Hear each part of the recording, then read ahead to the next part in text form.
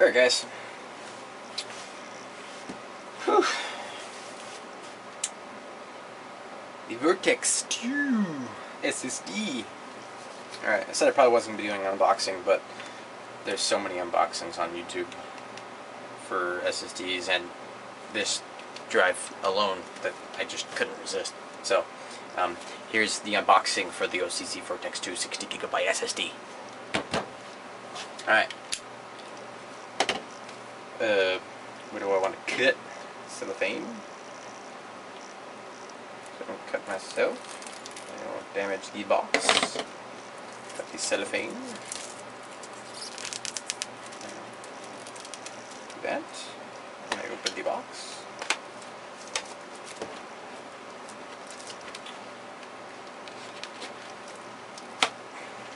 Right. It kind of looks like it's still in a box. Very nice packaging. Alright.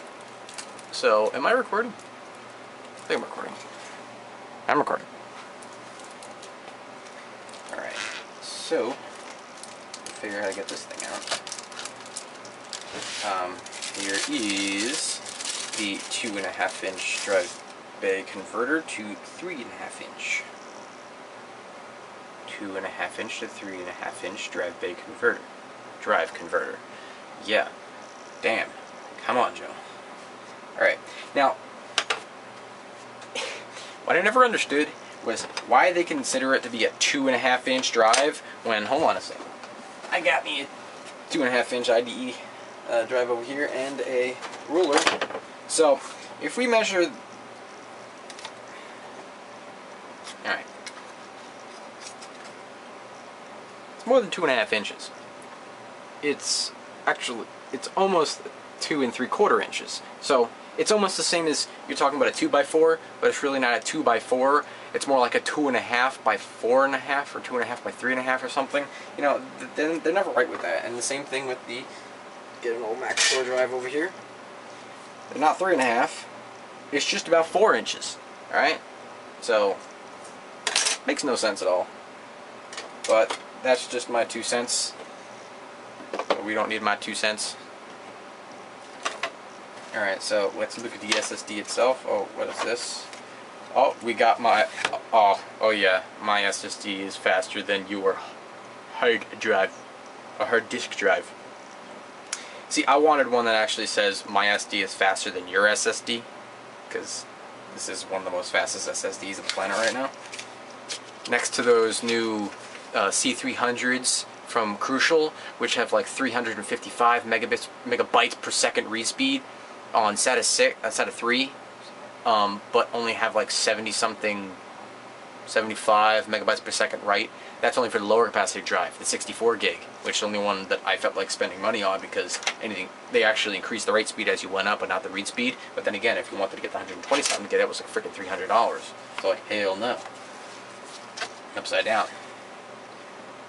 Cool. What's this? This is our mounting hardware. This is our screws. That's right. There's 2 different sizes. Four tiny screws for mounting the drive itself to the tray, and then 4 larger screwies for mounting the tray into your 3.5-inch drive bay. And take the SSD out of its foam housing, which is very foamy, and okay, caution. Content sensitive to electrostatic discharge. Open only at static free workstation. Let's discharge myself. Nope, no static.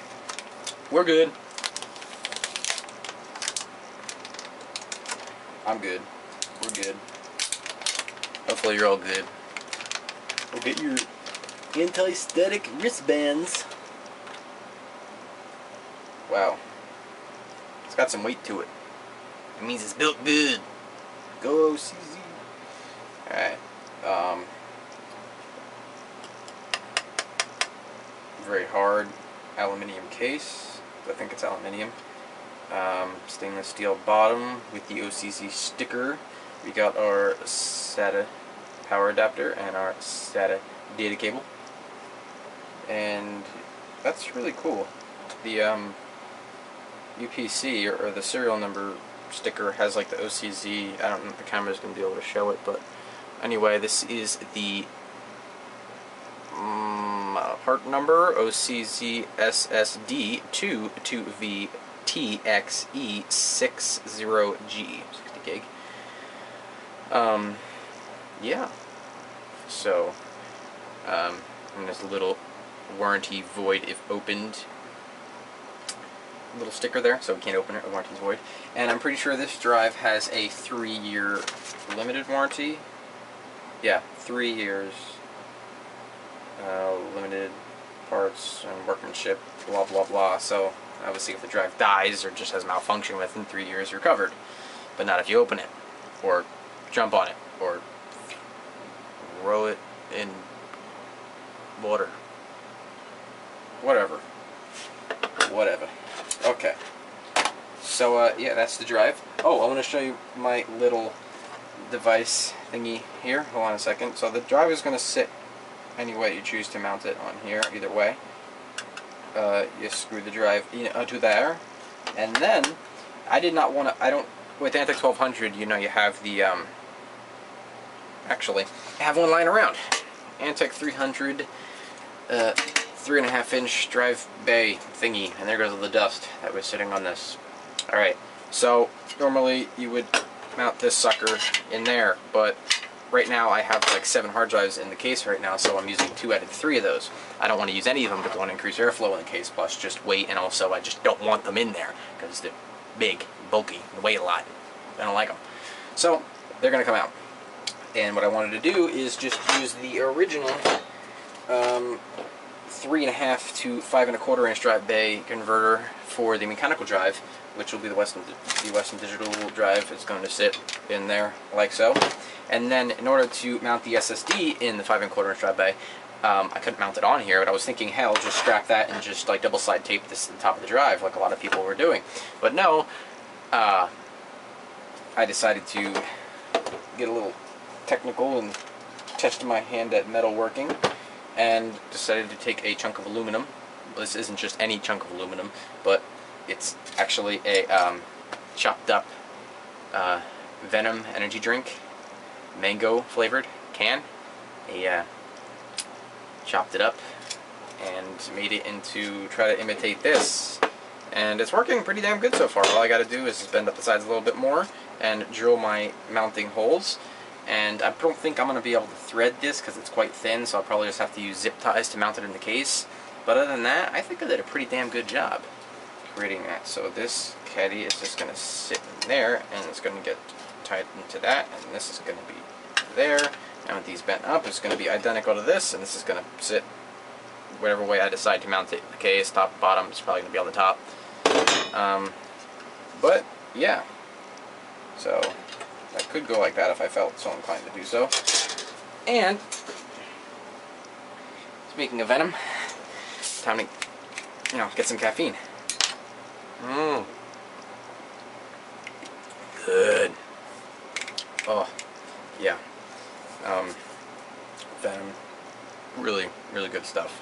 Fruit punch and the mango are really good. The regular energy, I just don't like it because it's like drinking like regular seltzer water, or like whatever the crap's called. It really tastes bland. So yeah, that's how I'm going to mount that in the case. Well, this is going to be in there. Yeah, so stay tuned for the installation, or actually next I'm going to see if the heatsink clears the memory. It most likely won't, and then I'm going to be taking a Dremel to it and chopping off all the fins off my memory, because the DHX cooler and the Corsair Dominator memory are very similar. They look almost identical with the coolers, but the Dominator memory, especially, I'm not sure of the DDR2, but the DDR3 memory allows you, actually has screws, and you can take off the fins with screws, and it perfectly clears the 44mm clearance needed maximum by the Noctua cooler. So I'm going, but the fins on the DHX memory aren't removable, so, and I don't want to rip off the heatsink, so I'm just gonna cut them all off, sand that down, and I actually measured it, and if I cut all the fins off, it will clear by 3 millimeters. It'll be 41 millimeters tall from gold contact, brass contact, whatever they're using for the contacts, to the top of where I'm going to be cutting off the fins to, or the bottom of where the fins are located. So that'll clear by 3 millimeters. Right now I have the Dominator cooler on there, so obviously won't be able to use that anymore. So stay tuned, and I'm going, yeah, clickety-link, the linky, the annotation to the next video. Thanks for watching, and subscribe if you like my vids. Ciao.